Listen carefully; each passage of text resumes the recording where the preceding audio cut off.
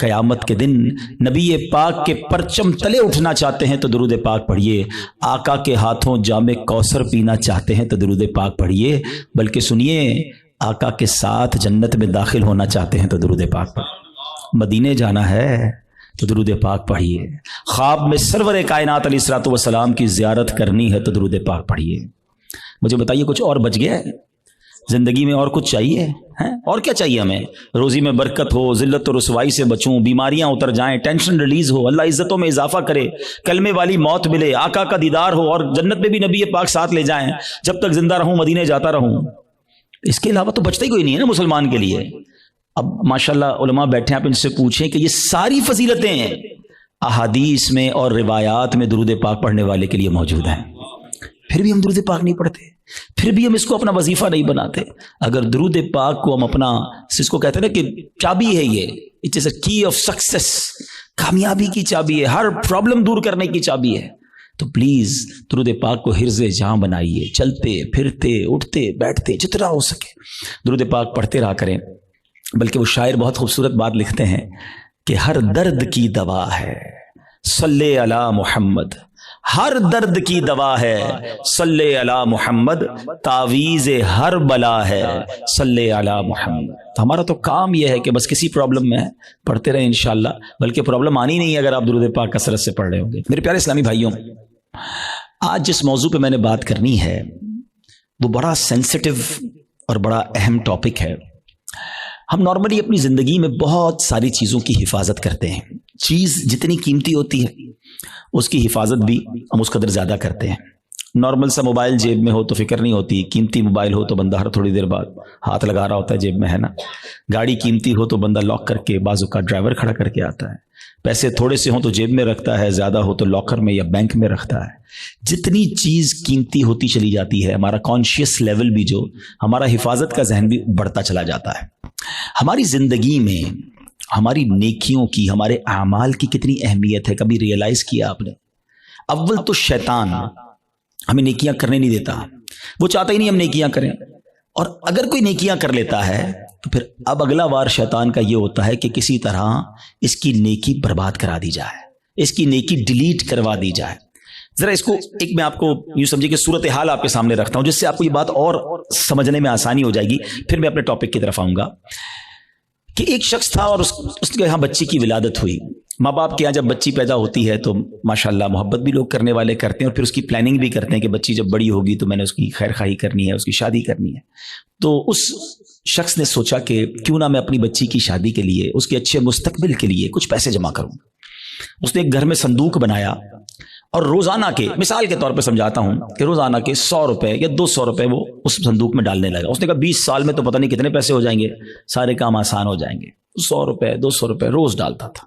کبھی کبھی جی چاہتا تھا کوئی اچھی چیز خریدے، کوئی باہر کا کھانا کھائے، مگر کہتا نہیں، بچی والے پیسے ڈالنے۔ اپنے دل کو مارتا رہا اور پیسے ڈالتا رہا۔ 20 ایئرز، 20 سال گزر گئے، صندوق بھر گیا۔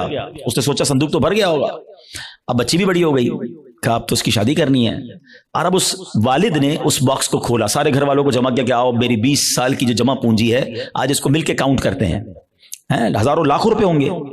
جیسی صندوق کھولا نا، اس کا دل ہل گیا کہ ہوا یہ تھا کہ صندوق لکڑی کا تھا، اس میں کہیں سے ایک سوراخ ہو چکا تھا، اور اس سوراخ سے دیمک اندر آئی، اور اس کی 20 سال کی جو کمائی تھی وہ سارے نوٹ وہ دیمک کھا چکی تھی۔ مجھے صحیح بتائیں، اپنے آپ کو اس کی جگہ رہ کر سوچیں کہ جس نے 20 سال تک اپنے پیٹ کاٹ کر، اپنی خواہشوں کو مار کر اپنی بچی کے لیے پیسے جمع کیے، اور جب 20 سال بعد اس کو خرچ کرنے کا موقع آیا، اس کو تکلیف کتنی ہوئی ہوگی کہ یار سب ختم، اب میں کہاں سے لاؤں گا؟ یہ تکلیف یقیناً بہت زیادہ ہے۔ مگر میں آج جس ٹاپک پر بات کرنا چاہتا ہوں نا، دیکھیں 20 سال بعد بھی کسی سے پیسے تو ادھار لے سکتا ہے نا، دوبارہ کما سکتا ہے، کچھ نہ کچھ سولوشن کر سکتا ہے، مگر اس شخص کی مایوسی اور اس شخص کی تکلیف کا اندازہ کیجئے کہ جو شخص زندگی بھر نمازیں پڑھتا رہا، سردی میں اٹھ کے وضو کر کے نمازیں پڑھتا رہا، رمضان میں روزے رکھتا رہا، حج بھی کیے، زکاتیں بھی دی، بہت بار شیطان نے بہکانے کی کوشش کی، وہ لڑتا رہا شیطان سے کہ نہیں میں نے گناہ نہیں کرنے، اور جب اللہ کی بارگاہ میں قیامت کے دن پیش ہو تو اسے امید ہوگی کہ میرے پاس حج ہیں، عمرے ہیں، نمازیں ہیں، سجدے ہیں، تلاوت ہے، روزے ہیں، اور جب بارگاہ الہی میں اس کے نامہ اعمال کھولے جائیں اور اس کو کہا جائے کہ جاؤ تمہارے پاس کچھ بھی نہیں ہے، null and void, delete it, सोचिए उस दिन उसकी शर्मिंदगी, हसरत का आलम क्या होगा। उस दिन तो कोई चांस भी नहीं होगा ना कि दोबारा नेकियां कर ले, इधर तो दोबारा कमा सकता है वो शख्स, मगर कयामत के दिन today is the time of action. मौला अली फरमाते ना ये वक्त जिंदगी में अमल कर सकते हो, कयामत का दिन अमल का नहीं, जजा का दिन होगा, फैसले का दिन होगा। तो उस दिन तो आपको सिर्फ फैसला ही होना है। तो अब पहले रियलाइज कर लीजिए कि ये कितना बड़ा मामला है कि अगर मेरे आमाली बर्बाद हो गए।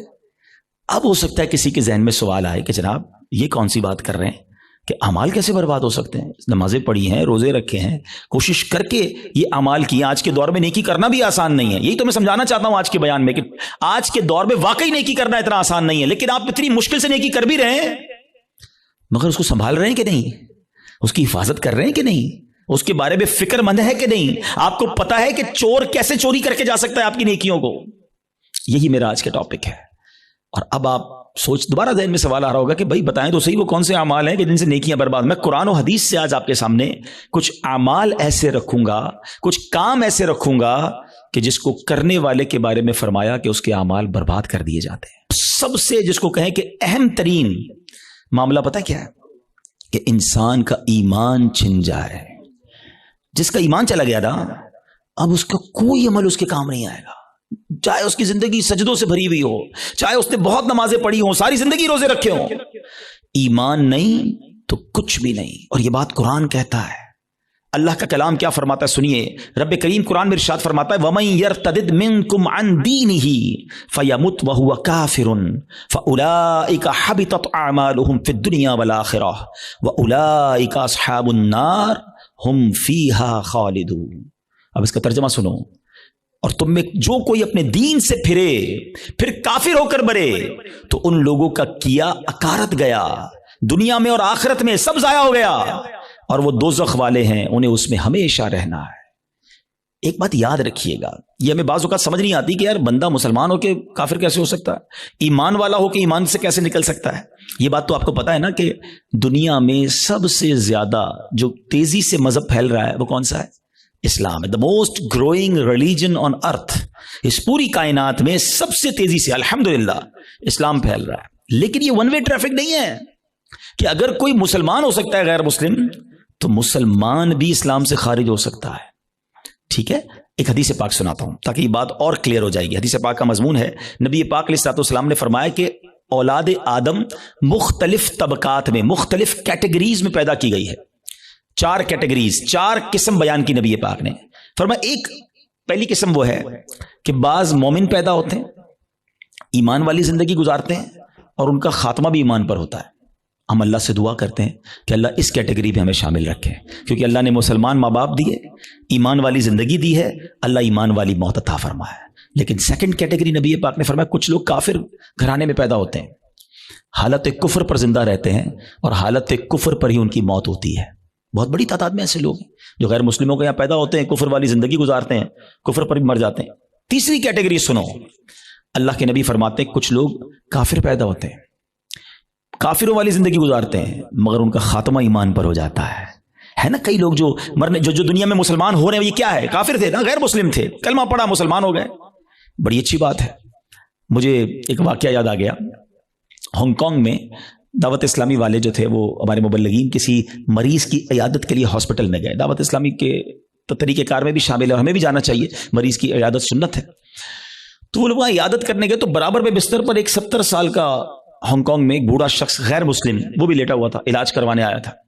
जब वो वापस जाने लगे उसने इशारा किया जरा इधर आइएगा। वो इधर गए तो कहा तुम लोग कौन हो? चेहरे पे दाढ़ी थी, सर पे इमामा था। कहा मुसलमान है। क्यों आए थे? कहा हमारा एक दोस्त है वो बीमार था, उसको देखने आए थे। अच्छा, मुसलमान क्या होता है, इस्लाम क्या होता है? 7, 8, 10 मिनट बातचीत हुई। इस्लामी भाइयों ने उसको दावत दी कि आप भी मुसलमान हो जाएं। अस्पताल के बिस्तर पर वो बूढ़ा शख्स कलमा पढ़कर मुसलमान हो गया। मगर उससे बढ़कर जो जिसको कहते हैं ना ईमान अफरोज बात ये थी कि अगले चंद घंटों बाद उसका इंतकाल भी हो गया। यानी उसके मुकद्दर में ईमान था तो अस्पताल के बिस्तर पर भी उस तक ईमान पहुंच गया। यह हदीस का जो तीसरा हिस्सा है ना, समझो कि कुछ लोग काफिर घराने में पैदा होते हैं या काफिर होते हैं, पैदा ही काफिर कुफर पर होते हैं, पूरी जिंदगी कुफर पर गुजरती है, मगर उनका खात्मा ईमान पर होता है। अब नबी पाक अलैहिस्सलाम ने फरमाया चौथी कैटेगरी, ये वो लोग होते हैं जो मुसलमान घराने में पैदा होते हैं, मोमिन पैदा होते हैं, اسلام والی زندگی گزارتے ہیں مگر ان کا خاتمہ کفر پر ہوتا ہے. یہ چوتھی کیٹیگری ڈرانے والی ہے. اس سے سمجھنا ہوگا کہ ہمارے پاس کوئی گارنٹی نہیں کہ میں ایمان سلامت لے کر جاؤں گا. ایک بڑی پیاری حدیث بچے کو یاد ہے, انما الاعمال بالنیات, ہے نا, اعمال کا دار و مدار نیتوں پر. ایک اور حدیث ہے, انما الاعمال بالخواتیم, اعمال کا دار و مدار خاتموں پر ہے. خاتمہ ٹھیک ہونا ضروری ہے. ہم اس کی تو میں سے بہت ساروں کو تو فکر ہی کوئی نہیں کہ یار اچھا اس کی بھی فکر کرنی ہے, اس پر بھی کوئی بات کرنی ہے, اس کی بھی کوئی سیکیورٹی کرنی ہے. سوچئے نا.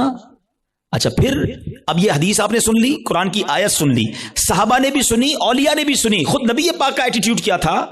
اللہ کے حبیب علیہ الصلوۃ والسلام کی بڑی مشہور دعا ہے, یا مقلب القلوب ثبت قلبی علی دینک, اے دلوں کو پھیرنے والے میرے دل کو اپنے دین پر ثابت قدمی عطا فرما. اللہ کے نبی دعا کر رہے ہیں جن کے صدقے ہمیں دین ملا ہے. ہم تو نعت میں پڑھتے ہیں نا, تیرے صدقے میں آقا سارے جہاں کو دین ملا. وہ آقا دعا کر رہے ہیں کہ اے اللہ میرے دل کو تیرے دین پر ثابت قدمی عطا فرما. ہمارا کیا حال ہونا چاہیے؟ ہمیں ہر وقت کی فکر ہونی چاہیے, مگر nobody care about it, بات بھی نہیں کرتا کوئی. اعمال کو بچانے کے لیے سب سے پہلے ایمان کو بچانا ہوگا. اچھا اب دوسرا سوال آتا ہے کہ ٹھیک ہے حضرت سمجھ آ گیا کہ ایمان کی حفاظت کی فکر کرنی چاہیے, ایمان بڑی سینسٹیو چیز ہے. اب یہ بھی بتائیے کہ ایمان چلا کس چیز سے جاتا ہے؟ ہاں یہ اہم کوسچن ہے کہ ایمان سے بندہ خارج کیسے ہو سکتا ہے. اچھا پھر شیطان ہے نا, ابھی بھی ہو سکتا ہے کسی کے ذہن میں یہ بات ڈال رہا ہوگا, یار کیسی عجیب سی بات کر رہے ہیں مولانا صاحب, 50 سال کا تو ہو گیا, 60 سال کا ہو گیا, ساری زندگی کلمہ پڑھا اور اب ایمان سے بھی جا سکتا ہوں. جناب یہ بات پہلے سمجھنی ہوگی. میں آپ سے ایک سوال کرتا ہوں, 70 سال کوئی بے ایمان رہا, غیر مسلم رہا, صدق کے دل سے کلمہ پاک پڑھے, مسلمان ہو جائے گا, ایمان میں داخل ہو جائے گا؟ ایک جملہ ہی ہے نا. مگر دل سے کہا 70 سال کی کفر کی زندگی ایک طرف, ایمان میں آتے ہی پچھلے گناہ بھی معاف ہو جاتے ہیں. تو کیا کوئی 70 سال مسلمان رہ کر کوئی ایک جملہ ایسا کہہ دے ہیں معاذ اللہ, اللہ کی توہین کا, اللہ کے نبی کی توہین کا, اسلام کی توہین کا, جس سے جس کو کفریہ کلمات کہے جاتے ہیں, تو وہ بھی اسلام سے خارج ہو سکتا ہے. تو سب سے پہلے تو زبان کی احتیاط ہے. تھنک بیفور یو ٹاک, بات کرنے سے پہلے سوچو میں کیا بول رہا ہوں, یہ کہیں اس گفتگو میں میرا ایمان تو غارت نہیں ہو جائے گا. تو آج یہ خیال ہی نہیں ہے. اب اس میں بڑی بڑی سازشیں ہوئی ہیں, فلموں کے گانے ایسے بنائے گئے, کامیڈی شو ایسے بنائے گئے, یہ کامیڈینز یا فلموں کے گانے یا جناب دوستوں میں ہنسی مذاق, کبھی دوزخ کا مذاق, کبھی جنت کا مذاق, کبھی معاذ اللہ فرشتوں کا مذاق. ہماری لمٹ ہے, ہم مسلمان ہیں, ہماری باؤنڈری ہے. لوگ کہتے ہیں ریڈ لائن ہوتی ہے, بھائی ریڈ لائن مسلمان کی یہ ہے کہ وہ ان باتوں پر گفتگو نہیں کر سکتا, اس کا مذاق نہیں اڑا سکتا. ایک حد ہے ہماری نا, ہم جو چاہیں منہ میں بول دیں گے. دنیا میں کئی ایسے ملک ہیں جہاں کسی ادارے کے خلاف بات نہیں ہو سکتی, کسی پرسنالٹی کے خلاف بات نہیں ہو سکتی, ہم اس کو فالو کرتے ہیں. مگر ہم اسلام کے بارے میں, دین کے بارے میں جو منہ میں آیا کہہ رہے ہوتے ہیں. تو یاد رکھیں, شیطان تو چاہتا یہی ہے, الٹیمیٹ گول پتہ ہے شیطان کا کیا ہے, کہ میں اور آپ غیر مسلم ہو کر قبر میں جائیں. وہ مرنے سے پہلے بھی آتا ہے, آخری وقت بھی بندے کے پاس آتا ہے کہ کسی طرح اس کا ایمان چھین لوں. اتنا خطرناک دشمن ہے وہ ہمارا, اور ہم سکون کی نیند سو رہے ہیں, ہمیں فکر ہی کوئی نہیں ہے. پھر دوسرا جو ایک پرابلم ہے جس کی وجہ سے ایمان برباد ہو سکتا ہے, وہ ہے گناہوں کی عادت. روایتوں میں آتا ہے کہ جب بندہ ایک گناہ کرتا ہے نا, اس کے دل پر ایک سیاہ نقطہ لگ جاتا ہے, اور جب وہ بار بار گناہ کرتا ہے تو وہ ایک نقطہ ایک وقت آتا ہے کہ پورا دل ہی کالا ہو جاتا ہے. جب دل کالا ہو جاتا ہے تو اس پر نصیحت کی بات ہی اثر نہیں کرتی ہے. پھر شیطان کے لیے بڑا آسان ہوتا ہے اس کا ایمان چھیننا. میں آخری بات اس موضوع پہ کر لوں تاکہ اگلے عمل کی طرف جاؤں, ورنہ یہی ایک ٹاپک ایسا ہے کہ میں پورا بیان اس پر کروں, اور کرنے چاہیے ایسے بیانات کہ ایمان کی حفاظت کی فکر بہت ضروری ہے. کہ اب آپ غور کریں, شیطان جو ہے نا, میں نے جیسے بتایا کہ وہ ہمارا پکا دشمن ہے اور ہمیں آخری وقت میں ہمارا ایمان چھیننا چاہتا ہے. اب ایک شخص ہے جو روزانہ شیطان سے ہار جاتا ہے. شیطان صبح اٹھنے لگتا ہے, شیطان کہتا ہے نہیں فجر نہیں پڑھنی, سو جا, رضائی اوڑی اور سو گیا. صبح ہوئی نہیں اور شیطان جیت گیا. فائٹ ہوئی, شیطان جیت گیا. دوپہر ہوئی, ظہر نہیں پڑھنے دی, شیطان جیت گیا. مارکیٹ میں گیا, بے پردہ عورت گزری, شیطان نے کہا دیکھ لے, دیکھ لیا, شیطان جیت گیا. موبائل اٹھایا, حرام دیکھ لے, بری ویب سائٹ دیکھ لے, دیکھ لی, شیطان جیت گیا. کاروبار کرنے لگا, شیطان نے کہا جھوٹ بول دے, جھوٹ بولا, شیطان جیت گیا. دھوکہ دے دے, دھوکہ دیا, شیطان جیت گیا. سود کما لے, سود کا کام کیا, شیطان جیت گیا.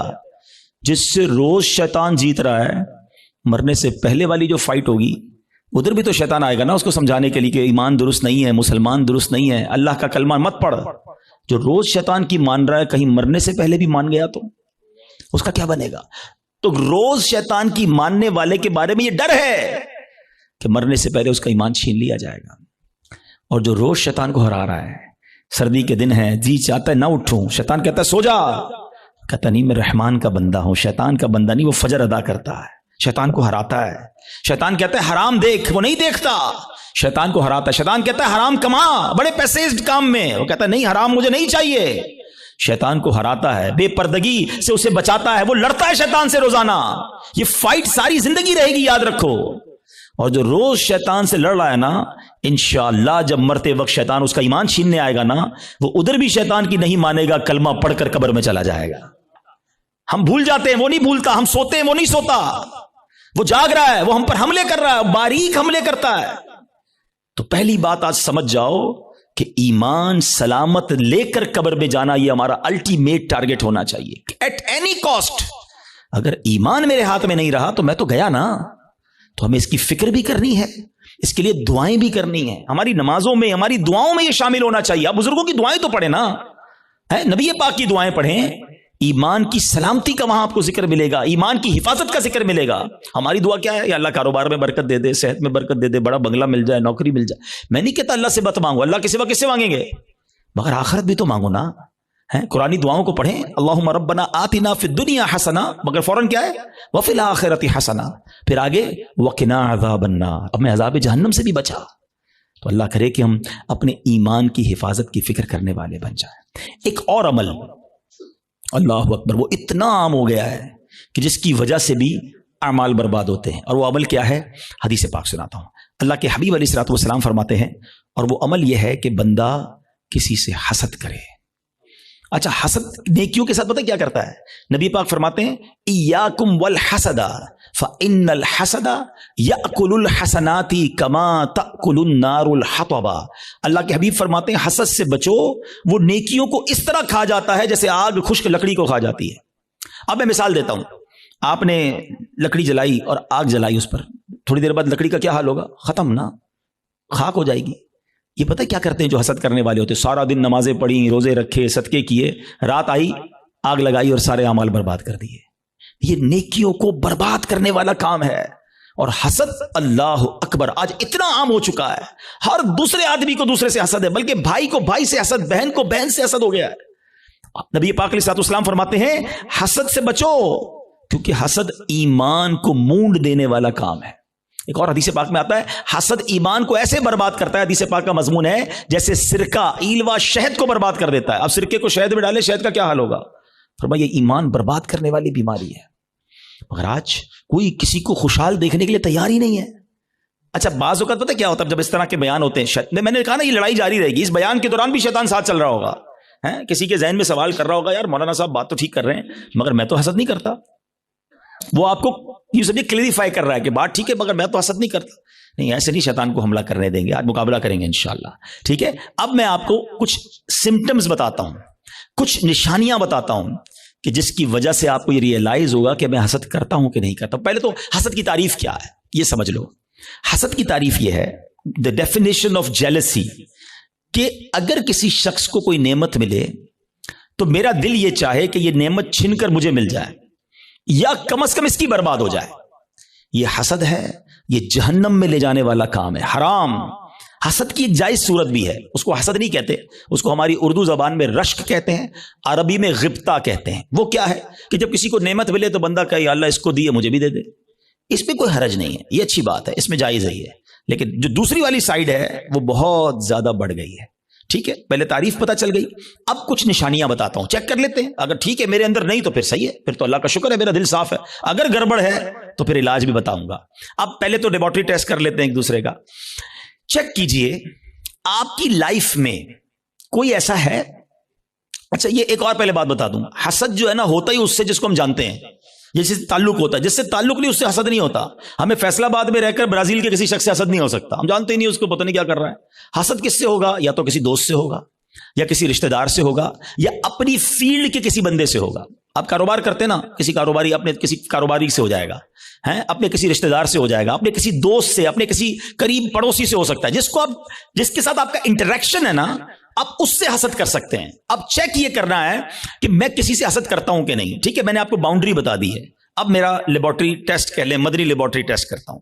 اب میں آپ کو 2-3 ایگزامپلز بتاتا ہوں. اپنے آپ سے خود ہی سوال کریں, مجھے جواب نہیں دینا, آپ نے اپنے آپ سے ہی سوال کرنا ہے. پہلا سوال, دنیا میں کوئی ایک بندہ ایسا ہے, یا عورت بھی ہو سکتی ہے, رشتہ دار بھی ہو سکتی ہے, کہ یار جب بھی اسے کوئی خوشی ملتی ہے نا, نعمت ملتی ہے, ترقی ملتی ہے, دولت ملتی ہے, شہرت ملتی ہے, تو مجھے پرابلم ہوتا ہے, مجھے مزہ نہیں آتا.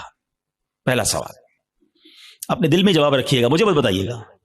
دوسرا سوال, کوئی ایسا ہے کہ جب اس کی تعریف میرے سامنے ہوتی ہے تو مجھے ذرا بھی مزہ نہیں آتا. میں کہتا ہوں کوئی اور بات کرو نا یار, اس کا ذکر کیوں کر رہے ہو ہیں. ایسا ہوتا ہے نا کبھی کبھی ہمارے سامنے کسی کی تعریف کرتے ہیں, وہ بھائی نہیں یار ان کا کاروبار بہت آگے بڑھ گیا, یار وہ تو بڑے مشہور ہو گئے, ہاں ان کو تو بڑے لوگ عزت دیتے ہیں, یار اس کی بات چھوڑو یار, کوئی اور بات کرو. اگر کوئی ایسا ہے کہ اس کے بارے میں جب مجھ سے کوئی بات کرتا ہے اور یہاں پین فیل ہوتا ہے, میں بات بدلتا ہوں. دس از دا سیکنڈ کوسچن. ٹھیک ہے, یہ دوسرا ٹیسٹ ہے.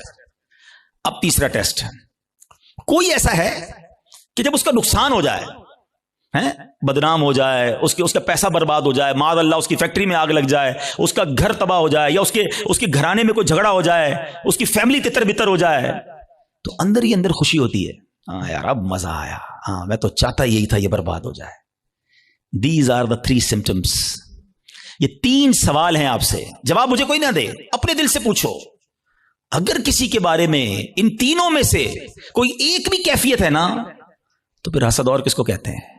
جناب آپ بیمار ہو چکے ہیں, ڈاکٹر کہتا ہے نا آپ کے ٹیسٹ کے بعد شوگر ہو گئی ہے بھائی, بلڈ پریشر ہو گیا, اب ہن احتیاط کرو, تو تسی ہن احتیاط کرو, تواڈے دل وچ حسد آ گیا ہے. اگر ان تینوں میں سے کوئی ایک بات کا جواب ہاں میں آ رہا ہے, اور کوئی بندہ یا کوئی رشتہ دار عورت یا فیملی کا کوئی ممبر ذہن میں آ رہا ہے, آپ کو پتا ہے اتنا مکار ہے شیطان, بہن کو بہن سے حسد کرا دیتا ہے.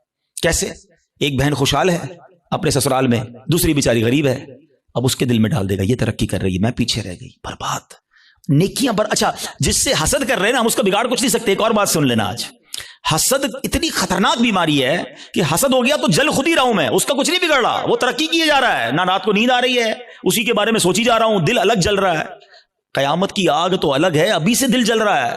یہ اتنی خطرناک بیماری ہے. حسد کے دنیاوی سمٹمز بتاؤں آپ کو. ہمیں بہت سارے لوگ ملتے ہیں, آ کر کان میں کہتے ہیں, کبھی پرچی دیتے ہیں, نیند نہیں آتی, سکون نہیں ہے, میں سوچتا بہت ہوں. جس کو بھی یہ پرابلم ہے نا, چیک کر لے اس نے کسی نہ کسی کا حسد پالا ہوا ہے, کیونکہ وہ ترقی کیے جا رہا ہے, تمہاری نیند اڑتی جا رہی ہے, تم سوچتے ہی اس کے بارے میں ہو. پرابلم ہوتی ہے یار, ایک اور فیکٹری, ایک اور بنگلہ لے لیا, ایک اور کوٹھی لے لی, ایک اور گاڑی لے لی. ارے بھائی لے لی تو تمہیں کیا پرابلم ہے؟ اتنی خطرناک یہ بیماری ہے کہ چین نہیں لینے دیتی بندے کو. یہ سوچئے گا, یعنی اس کے دنیاوی نقصان بھی ہے نا. میں اپنی فیملی سے ڈسٹرب ہو گیا, میں اپنی لائف سے ڈسٹرب ہو گیا, کیونکہ میں نے کسی کا حسد دل میں پال لیا. یار اس کو تو میرے محلے میں کوئی نہیں جانتا تھا, آج یہ پوری دنیا میں پاپولر ہو گیا, اس کو اتنی عزت کیسے مل گئی, میں بھی تو ایک. اچھا یہ پتہ ہے صرف عام لوگوں میں نہیں, یہ علماء میں حسد ہو جاتا ہے, نعت خوانوں میں آپس میں حسد ہو جائے گا. جو جس فیلڈ کا ہوگا نا, ہم جس فیلڈ کے, ہمیں اپنی فیلڈ والے سے حسد ہو سکتا ہے. اچھا اس کا بیان اتنا اچھا ہو گیا, اس کی آواز اتنی اچھی ہو گئی. یہ شیطان مردود, کہ کوئی خوبصورت ہوتا ہے اس سے حسد ہو جاتا ہے. بہت ساری چیزوں سے حسد ہوتا ہے, دولت سے, شہرت سے, خوبصورتی سے, طاقت سے, اقتدار سے, کوئی بھی نعمت ملے. اچھا اب سمر ٹیسٹ ہو گیا, لیبارٹری ٹیسٹ کا رزلٹ اپنے پاس ہی رکھیے گا, ٹھیک ہے. اب خدا نہ خواستہ میرے کسی بھائی کو اگر حسد ہو گیا ہے تو اس کو کلیریفائی کرنے کا طریقہ بھی بتا دیتا ہوں, اس کا علاج بھی بتا دیتا ہوں. اس کا علاج یہ ہے کہ سب سے پہلے تو آپ یہ ریئلائز کریں کہ مجھے حسد کس سے ہوا ہے. اچھا حسد کس سے ہوا اور کیوں ہوا ہے؟ کسی کے مال سے ہو جاتا ہے, کسی کی خوبصورتی سے ہو جاتا ہے, کسی کی شہرت سے ہو جاتا ہے, واٹ ایور, کوئی ریزن ہوگا نا, وہ ریزن پہلے آپ ریئلائز کر لیں. پہلا طریقہ یہ ہے, پہلا علاج یہ ہے کہ آپ اللہ سے دعا کریں کہ اللہ میرے دل کو حسد سے پاک کر دے, میرے دل کو گندگی سے پاک کر دے, دل کی ساری بیماریوں سے پاک کر دے. ایک تو دعا ہے, اللہ کریم ہے, قبول فرما لے گا تو دل پاک ہو جائے گا. دوسرا, دعا میں اس بندے کو بھی شامل کر لیں کہ اللہ اس کے مال میں اور برکت دے دے. اگر وہ اس کے حسن سے پرابلم ہے, اللہ اس کے حسن میں اور برکت دے دے. اس کی شہرت سے پرابلم ہے, اللہ اس کی شہرت میں اور برکت دے دے. ہاں ہے یہ تھوڑا مشکل, یہ اینٹی بائیوٹک ہے نا, علاج ہو رہا ہے نا. اب آپ جب کسی کے لیے دعا کریں گے نا, یا اللہ اس کے مال میں اور برکت دے دے, اور تھوڑے دنوں بعد آپ کو کوئی بندہ آ کے بتائے گا یار اس کی ایک اور فیکٹری لگ گئی, تو آپ کہیں گے میں بھی تو دعا کرتا تھا, لگنی تھی فیکٹری. تیسرا طریقہ ایک اور ہے حسد سے نکلنے کا, کہ جس سے حسد ہوا ہے نا اس کو تحفہ دے. حدیث پاک کا مضمون ہے تحفہ دو محبت بڑھے گی.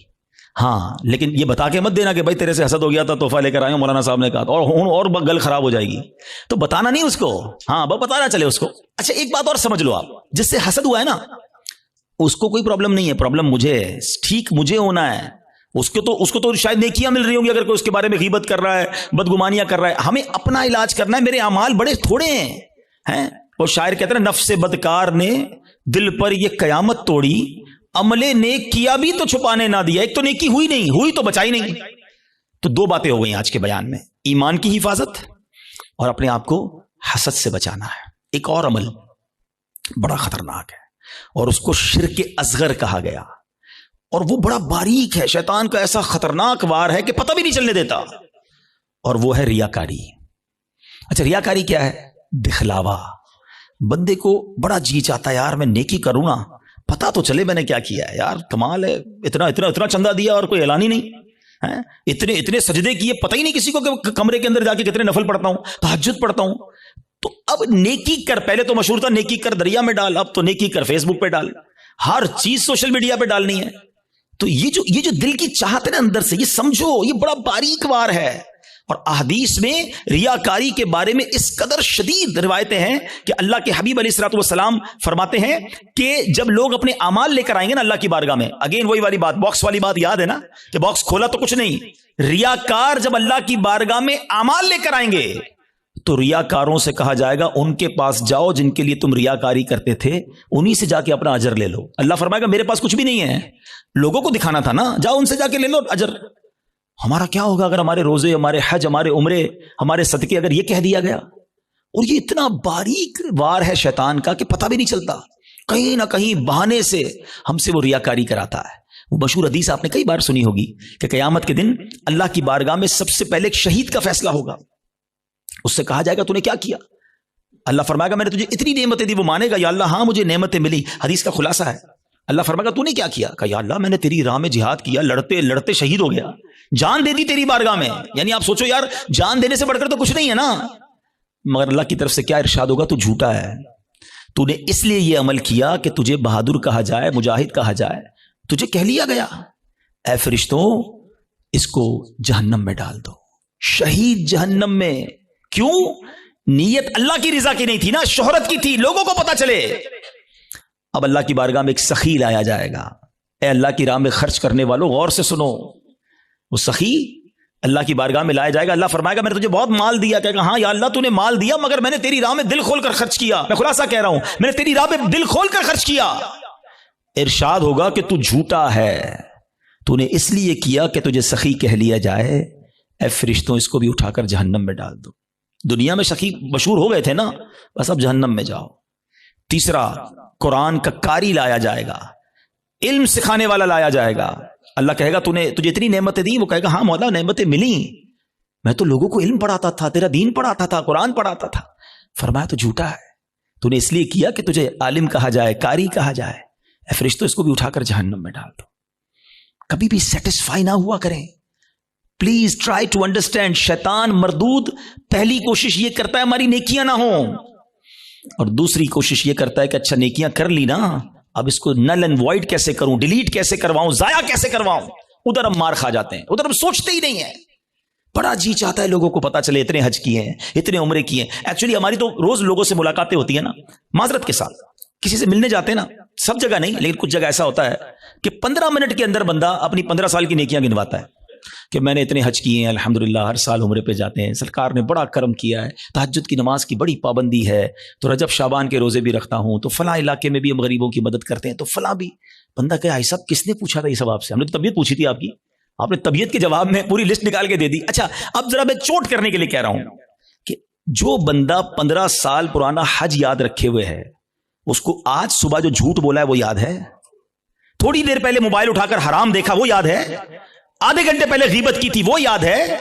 آج دن میں کئی گناہ ہوئے وہ یاد نہیں، اور 20 سال 25 سال پرانی نیکی یاد ہے جو بار بار لوگوں کو بتائی جا رہا ہوں.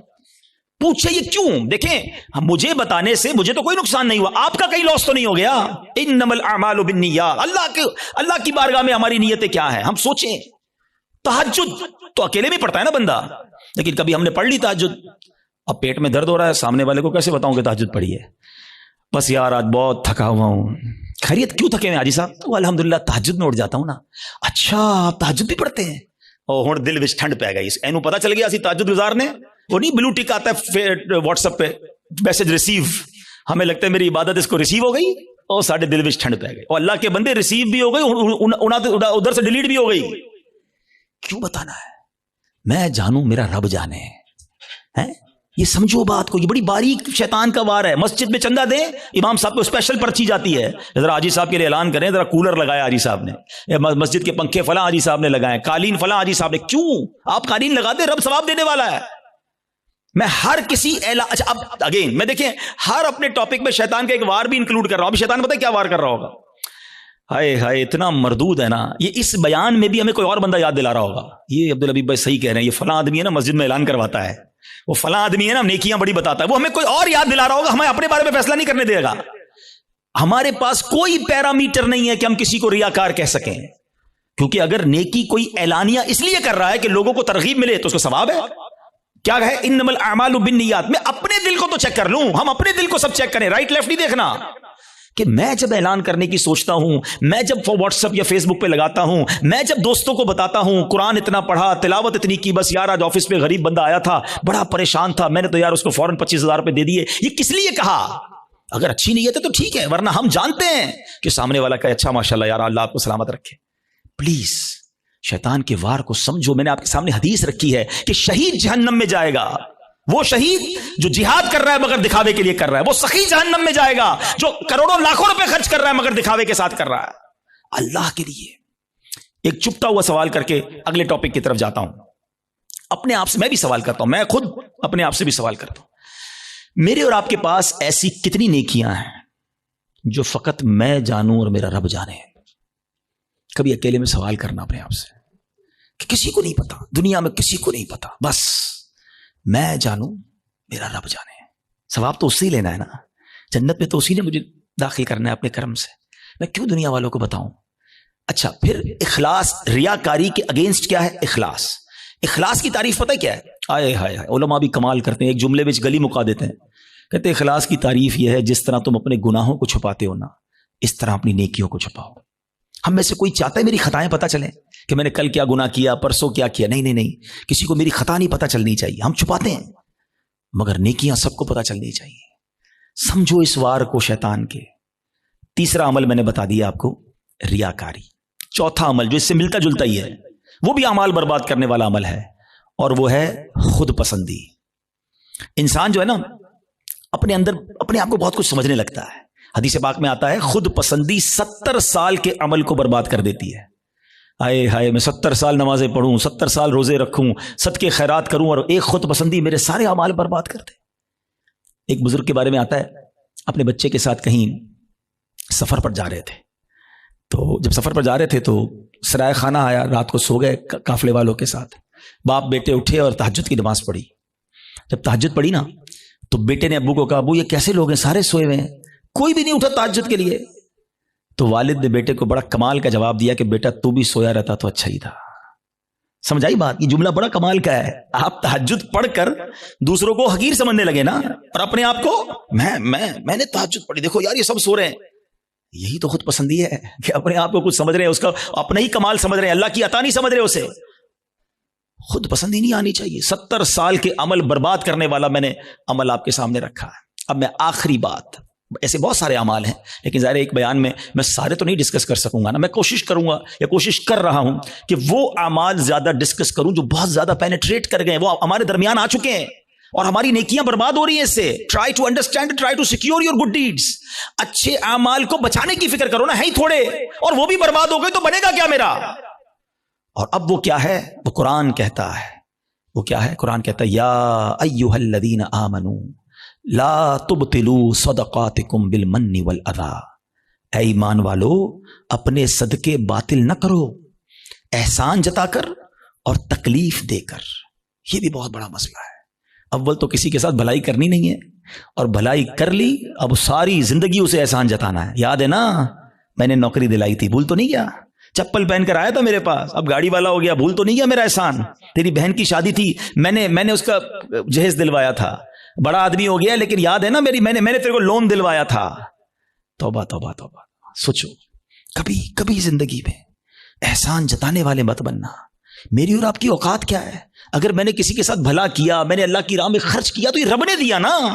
میں خدا کی قسم کئی بار یہ بیانات میں جملہ کہا ہے، کہ یار جب بھی اللہ کی راہ میں دو نا, کسی غریب کی مدد کرو, کسی صدقے کی جگہ پر دو, مسجد میں دو, واٹ ایور, اللہ کی راہ میں خرچ کر کے اللہ کی بارگاہ میں ایک سجدہ بھی کیا کرو. اللہ تیری مہربانی, تو نے دینے والا بنایا, مجھے مانگنے والا نہیں بنایا ہے.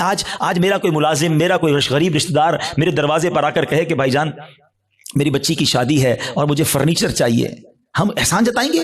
سوچو, میں بھی کسی کے دروازے پر کھڑا ہو سکتا تھا, مجھے آج اللہ نے دیا ہے نا, اگر نہ دیا ہوتا تو میں بھی اپنی بچی کی شادی کے لیے کسی کے دروازے پر کھڑا ہوتا, میں بھی کسی دوست کے پاس جاتا کہ ماں ہاسپٹل میں اور علاج کے پیسے نہیں ہیں.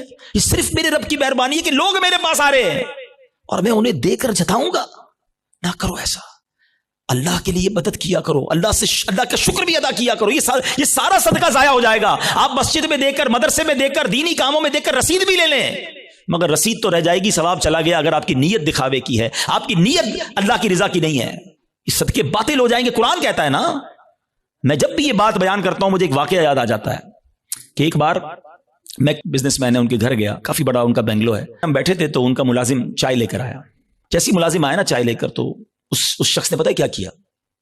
کہتا ہے یہ میرا ملازم ہے, میں نے اس کو گھر بنا کے دیا ہے, اس کی بچی کی شادی کرائی ہے. آپ یقین کریں میں اتنا اندر ہی اندر شرمندہ ہو گیا کہ یار یہ کیوں یہ باتیں مجھے بتا رہا ہے, اس بندے کا کیا حال ہو رہا ہوگا, اور وہ ملازم دل ہی دل میں کتنا رو رہا ہوگا کہ یار صاحب نے ایک بار میری مدد کی ہے, ہر مہمان کو سناتے ہیں. یہ کیوں کرتے ہیں ہم؟ آپ نے کر دیا ٹھیک ہے, آپ دوسروں کو بتا کر اسے ذلیل کریں گے. یہی تو قرآن کہہ رہا ہے کہ اے ایمان والو اپنے صدقے باطل نہ کرو, احسان جتا کر, ایذا پہنچا کر. ہم تکلیف پہنچاتے ہیں بعض اوقات, مدد بھی کرتے ہیں اور اس کو اتنے تانے دیتے ہیں کہ وہ بیچارہ شرم سے پانی پانی ہو جاتا ہے, غریب ہے کر کچھ نہیں سکتا. تو یہ کبھی بھی اپنے اندر عادت نہیں ہونی چاہیے. بلکہ سچی بات بتاؤں, ہمیں تو یہ بھی نہیں امید ہونی چاہیے کہ یار میں کسی کو صدقہ دوں تو یہ میرے لیے دعا کرے, میرا نام لے کے دعا. ہم پتہ ہے کہ عمرے پہ بھیجتے ہیں کسی کو, جاؤ عمرے پہ جانا, ہر چکر میں میرے لیے دعا کرنا. ہم تو 7 فیس بھی رکھتے ہیں, اتنے عمرے کرنا, امی کے نام پہ کرنا, ابا کا. اور یار آپ کچھ بھی نہ بولو اس کو, وہ جا رہا ہے قدم قدم پر ثواب آپ کو مل رہا ہے. آپ کو بولنے کی ضرورت کیا, میرا رب سب جانتا ہے نا, اللہ جانتا ہے کہ نیت کدھر کی ہے. حضرت عائشہ صدیقہ رضی اللہ تعالیٰ عنہا, حضرت ام سلمہ رضی اللہ تعالیٰ عنہا, امہات المومنین ہے نا, کیا شاندار انداز ہوتا تھا. آپ اپنے غلام کو پیسے دیتی, فرماتی جاؤ کسی غریب کو دے آؤ, اور دیکھو غریب سے ہمارے لیے دعا نہ کرانا, اور اگر وہ ہمارے لیے کوئی دعا کر دینا تو وہ دعا نوٹ کر کے آنا. اب مثال کے طور پہ وہ غریب کو جا کے پیسے دیتے, غریب دعا کرتا کہ یا اللہ ان کی خیر ہو, رزق میں برکت ہو, وہ دعائیں لکھ کر لاتے, اور حضرت ام سلمہ اور بی بی عائشہ ہاتھ اٹھا کر اس فقیر کے لیے وہی دعائیں کیا کرتی جو انہوں نے ان کے لیے کی تھیں, اور فرماتی دعا کا بدلہ دعا ہو جائے, اجر اللہ سے لینا ہے. سبحان اللہ, کیا انداز ہے.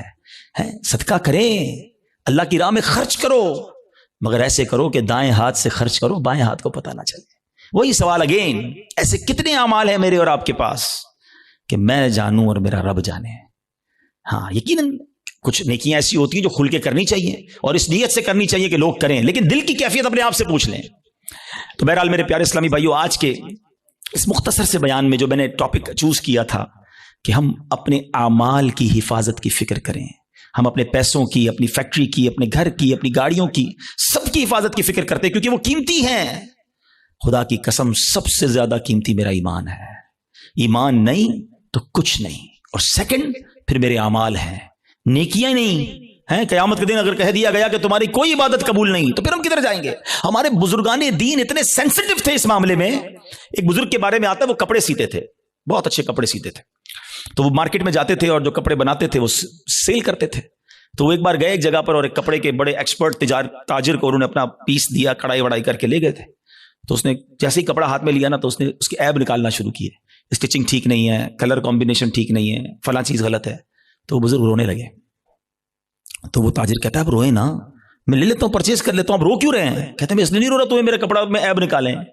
میں یہ سوچ رہا ہوں کہ میں نے یہ کپڑا اپنے ہوش کے مطابق, اپنی خیال کے مطابق بالکل صحیح سیا تھا, مگر جب یہ کپڑا کسی ایکسپرٹ کے ہاتھ میں آیا تو اس کو میرے عیب پتہ چل گئے. میں نے اپنی سوچ سے نمازیں ٹھیک پڑھی ہیں, اپنے حساب سے صدقے ٹھیک کیے ہیں, میں نے عمرے اور حج ٹھیک کیے ہیں, لیکن قیامت کے دن جب یہ اعمال اللہ کی بارگاہ میں پیش ہوں گے اور ادھر سے کہہ دیا گیا تیرے سجدوں میں اخلاص نہیں ہے, تیرے صدقوں میں اخلاص نہیں ہے, تیری عبادت میں ذوق نہیں ہے, تیری نیتیں اچھی نہیں ہوں گی, تو میرا کیا بنے گا؟ اس طرح وہ سوچتے تھے. کبھی ہم نے نیکی کر کے یہ سوچا کہ یا اللہ نیکی بچی رہے, قبول فرما لے؟ ہم تو نیکی کر کے پھول جاتے ہیں, بھائی میں نمازی, میں حاجی, میں روزہ دار, میں صدقہ دینے والا. نہیں, پلیز سمجھو بات کو. ہم نے کئی ایسے واقعات پڑھے ہیں کہ جو بڑے بڑے نامور اس زمانے کے جناب مستجاب الدعوات ہوا کرتے تھے، جب شیطان غالب آیا، نفس غالب آیا، لالچ غالب آئی تو ایمان بھی ہاتھ سے چلا گیا۔ بلم بن باعورہ کا واقعہ کس کو نہیں پتا؟ مستجاب الدعوات تھا وہ شخص، لیکن جب لالچ غالب آئی، شیطان کا داؤ چل گیا، حضرت موسیٰ کے خلاف ہوا، ان کے بارے میں بدعا کرنے لگا، اس کی زبان لٹک کر باہر آ گئی اور کفر پر اس پر خاتمہ ہوا۔ ہمیں ڈرنا ہے، دعائیں مانگنی ہیں، اور یہ خوف ہمیں صحابہ میں نظر آتا ہے۔ ہاں، سیدنا ابو بکر صدیق، حضرت عثمان غنی، حضرت مولا علی، بی بی فاطمہ، بی بی عائشہ رضی اللہ عنہ، ان کے واقعات تو پڑھیں۔ یہ تنکا اٹھا کر کہا کرتے تھے کاش میں تنکا ہوتا انسان نہ ہوتا۔ کیوں کہتے تھے؟ کہ اللہ کی بارگاہ میں پیش ہوا اور وہاں میرا ایمان نہ چلا جائے، میرے اعمال برباد نہ ہو جائیں۔ تو بہرحال میرے پیارے اسلامی بھائیوں، یہ فکر میں آج کے بیان میں پیش کرنا چاہتا تھا۔ حسد سے بچنا ہے، نیت کر لیں انشاءاللہ۔ ہم نے احسان جتانے سے اور دکھلاوے سے بچنا ہے، خود پسندی سے بچنا ہے، اور سب سے مین جو پہلا میرا ٹاپک تھا، ایمان کی حفاظت کی فکر کرنی ہے۔ ایمان کے ڈاکو گھوم رہے ہیں، یقین کریں، اور وہ ایسا ڈاکو ہے شیطان کے نظر بھی نہیں آتا۔ اور ڈاکو تو نظر آتے ہیں نا، پولیس والا آپ کھڑا کر لیں گے، آپ کو دل کے آگے پیچھے پہرے دار بٹھانے ہوں گے۔ پہرے دار کون ہیں؟ آپ نے نماز پڑھ کے پہرے دار بٹھانا ہوگا، آپ نے کلمہ پاک کا ورد کرنا ہوگا۔ اچھا، یہ بھی بڑا پرابلم ہے، سب کی تمنا کیا ہے؟ یا اللہ مرنے سے پہلے، مرتے وقت کیا نصیب کرنا؟ کلمہ نصیب کرنا۔ آج دن میں کتنی بار کلمہ پڑھا ہے؟ یہ چیک کرو نا۔ مرتے وقت سب کو کلمہ چاہیے، زندگی میں پڑھو نا۔ اور یہ بات بڑی عجیب بتانے جا رہا ہوں، ایک بزرگ کا جملہ میں بھولتا نہیں ہوں۔ وہ کہتے ہیں اپنی زبان کو کلمے کا عادی بناؤ، تاکہ جس دن زبانیں بھاری پڑیں گی اس دن تمہاری زبان سے کلمہ جاری ہو جائے۔ موت کے وقت نا زبان بھاری ہو جاتی ہے، مگر ہم کئی ہفتے ہو گئے کلمہ نہیں پڑھا ہم نے۔ کتنی تسبیحاں پڑھی کلمے کی؟